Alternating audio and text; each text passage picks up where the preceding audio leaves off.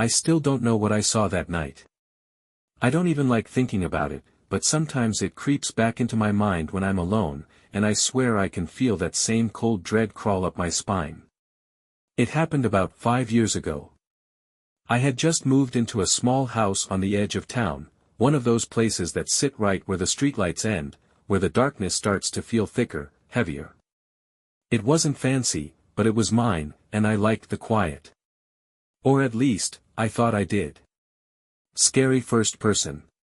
One night, I woke up suddenly. No sound, no reason, just that strange, unsettling feeling you get when something isn't right. My bedroom window faced the backyard, which stretched out into a patch of trees. There wasn't much out there except weeds and an old, rotting fence. But that night, I saw something moving. At first, I thought it was just the wind, maybe a stray dog. But then I saw it, tall, thin, and wrong. The way it moved didn't make sense, like it wasn't used to its own body. It stepped into the moonlight, and I swear my breath caught in my throat. It had arms that were too long, fingers that twitched like they were searching for something. And though I couldn't see its face clearly, I knew it was looking at me. I wanted to move. I wanted to turn away, to hide under my blankets like a kid afraid of the dark, but I couldn't. I was frozen, locked in place by some primal fear I didn't know existed inside me. It just stood there, shifting slightly, tilting its head like it was listening to something I couldn't hear. And then, without a sound, it turned and disappeared into the trees. I didn't sleep for the rest of the night. I kept telling myself I imagined it, that my mind had played a cruel trick on me. But the next morning, when I finally gathered enough courage to step outside, I saw them, footprints. Deep, clawed prints in the dirt just below my window. That was the last night I slept with the blinds open. But it wasn't the last night it came back. A few nights later, I was jolted awake by a tapping sound. At first, I thought it was just the house settling, but then I heard it again, deliberate, rhythmic, coming from the window. My stomach twisted into knots. I didn't want to look. I didn't want to see it again. But my body moved before my mind could stop it. I turned my head slowly toward the window, and my breath hitched in my throat. There, pressed against the glass, was a hand, long fingers splayed out, almost like it was testing the barrier. My heart pounded so hard I could hear it in my ears. I wanted to scream, but no sound came out. Then, as if sensing my terror, the fingers began to drag down the glass, leaving behind thin, wet streaks. My skin turned ice cold. The thing was still there. And it knew I was awake.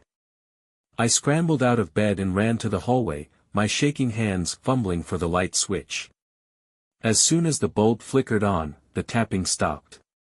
Silence swallowed the house. I stood there, panting, heart racing, waiting for something, anything, to happen. Minutes passed. Nothing. Finally, I worked up the nerve to peek outside. The window was fogged up, but in the condensation, I saw something that made my stomach drop. A single word, written in long, spindly letters, soon. That was the moment I decided to move. I packed what I could fit into my car and left before the sun was even up. I didn't care where I went, I just needed to get away. I never even put the house up for sale, I just left the keys on the counter and drove. But sometimes, late at night, when I'm alone in a motel room or a new apartment, I still hear it. That faint, rhythmic tapping at the window. And I know, deep down, that it's still looking for me. It was never truly gone.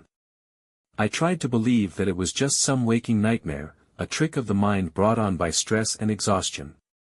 But no matter how many times I told myself that, no matter how many different places I ran to, I knew the truth deep down. It was still looking for me. The first few months after I left that house were restless. I moved constantly, never staying in one place longer than a couple of weeks. Motels, rentals, even sleeping in my car when paranoia got the better of me. Every night, I checked the windows, my heartbeat quickening at every shadow, every creak of the building settling. Most nights, nothing happened. But sometimes, it did. A tap at the window of a third-story motel room. A reflection in a darkened television screen that wasn't mine. A faint whisper, garbled like static, slipping through the white noise of a turned-off radio. I ignored it as long as I could, chalking it up to my fraying nerves. But one night, in a small town off the interstate, I learned that running wouldn't save me. The motel was one of those run-down places where the neon sign buzzed louder than the television. The air smelled of mildew and stale cigarettes, but I didn't care. I was exhausted.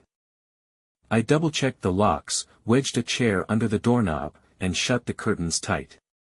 Sleep took me quickly. A mistake. I woke up gasping, drenched in cold sweat. The room was suffocatingly dark, the air thick with something that felt wrong. The buzzing neon sign outside had gone out. The silence was unnatural, heavy, pressing against my ears. Then. Tap. Tap. Tap. I sat up so fast my vision blurred. The sound came from the window. Tap. Tap. Tap. I told myself not to look. I knew what I would see. But I was never in control when it came to this thing. My head turned, slow and shaking, my breath trapped in my lungs. The curtains weren't fully closed. Just a sliver of moonlight slipped through. And in that sliver, I saw it. The hand. Those long fingers splayed against the glass, twitching slightly, as if savoring the moment. Tap. Tap. Tap. I clenched my jaw to keep from screaming. My body refused to move, just like that first night. The air in the room grew colder, my breath coming out in visible puffs. Then, the fingers moved. Not just tapping. Writing. 1 stroke. 2. 3. I didn't want to see what it was spelling, but I couldn't look away. The letters formed slowly, deliberately, carving into the condensation on the glass. Found you. I barely remember throwing myself across the room, fumbling with the chair, the lock, the door handle. I fell out into the hallway, scrambling to my feet. The motel was eerily quiet, no distant hum of a vending machine, no muffled voices from other rooms. Just silence.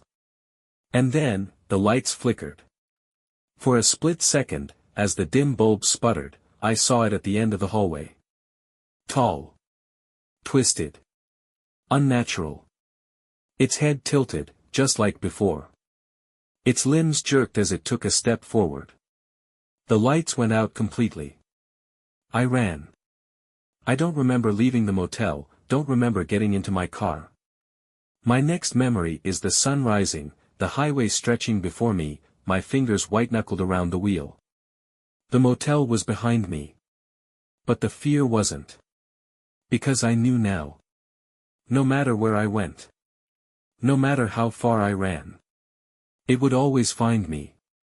For months, I kept moving. I stopped checking into motels. Stopped staying anywhere with windows. I slept in my car, in underground parking lots, anywhere that felt safe. But nothing was. And then one night, the radio in my car crackled to life on its own. The voice that came through wasn't mine. Stop running. I slammed the power button. The radio went silent. But in the rearview mirror, I saw something in the back seat. A shape that wasn't there before. My body moved before my mind caught up.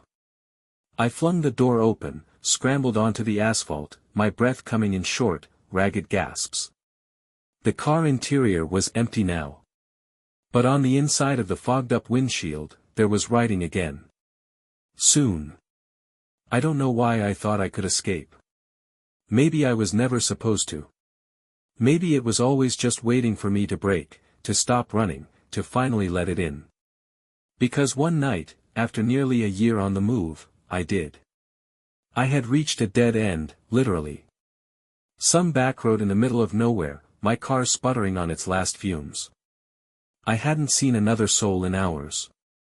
I was too tired to be afraid anymore. I sat there, watching the darkness beyond the headlights, waiting. And it came. Not from the trees, not from the road. From the back seat. A whisper in my ear, electric and static filled. You were never alone. Cold breath on my neck. A hand, long and thin, resting gently on my shoulder.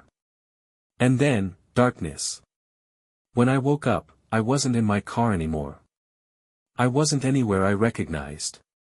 Just a vast, empty space. Silent.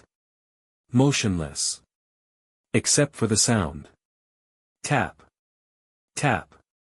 Tap. Growing louder. Closer. And then, the voice again, not whispering this time. Laughing. I tried to scream, but the air was thick, swallowing my voice before it could escape. The darkness pressed against me, stretching endlessly in all directions. Then, suddenly, a sharp, jagged breath rasped behind me. A shape emerged from the void, tall, misshapen, its grin too wide, its fingers too long. It raised a hand. Tap. Tap. Tap. This time, it wasn't against a window. It was against my skull. The laughter grew deafening. My head throbbed as I felt something pressing into my mind, twisting, burrowing deep inside my thoughts. You belong to me now. Darkness swallowed me whole. And when I opened my eyes again, I was back in that house. But I wasn't alone. I could see through its eyes. And now, it was looking for someone else. And then I heard the knock at the door. A new presence. Another soul drawn into the nightmare. I smiled. Because now, I wasn't the one running anymore. The darkness dissolved, leaving me where it had all begun. The house looked exactly as it had when I had first realized it existed. Old, cracked walls, the smell of dust and damp, the lamps barely shining with a dull, sickly light. But this time something was different. I was no longer a victim. I was no longer afraid. I could feel it breathing through me, its thoughts mingling with mine. I knew that now I could see what it saw. Feel what it felt. And dozens of other places, dozens of other victims, opened up before me. I saw people in their homes, in motels, in cars on empty highways. They thought they were alone. But they were wrong. Knock knock knock. He had already come for them. The first was a man named Alex. He fled his city, abandoning everything when he began to notice strange things. First, a shadow in a mirror that didn't follow his movements. Then, a figure at the end of a hallway that disappeared when he blinked. He ran, but it followed him. One night he stopped at a cheap hotel by the highway. The rain drummed on the roof, the wind howled outside the windows. But even in the chaos, he heard a sound. Knock knock knock. He jumped up, looking around the room. The door was closed. The windows were closed too. But the sound was coming closer. Knock knock knock. From the ceiling. He slowly raised his head. And saw. I could feel his fear as long, thin fingers began to reach through cracks in the ceiling. As something began to squeeze through narrow gaps, distorted and impossible. His scream was drowned out by the thunder, but it didn't matter. It was already here. Next was a girl who worked the night shift at the supermarket. Surveillance cameras sometimes caught strange things, a silhouette between the rows, hands reaching out to her from the darkness. She tried not to pay attention. Until that night. At 3 in the morning the lights started to flicker. The phone rang. On the other end, a hiss. And then a voice. Don't turn around. But she turned around. And saw him. Long arms. Upturned face. A smile that didn't belong to a human.